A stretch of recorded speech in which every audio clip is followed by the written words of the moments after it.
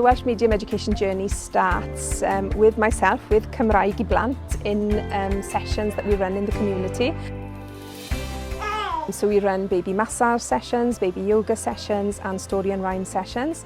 So it makes it possible for mothers and fathers to pick up a little bit of Welsh along the way and to learn simple Welsh songs to use with their baby at home.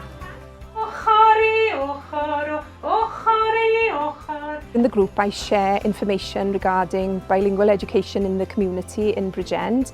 They're often surprised when I tell them that 90% of children that go to Welsh Medium School, their parents don't speak Welsh, and that it's just open and inclusive for everyone. I've really enjoyed taking Seb to Cymraeg Blant to the baby massage.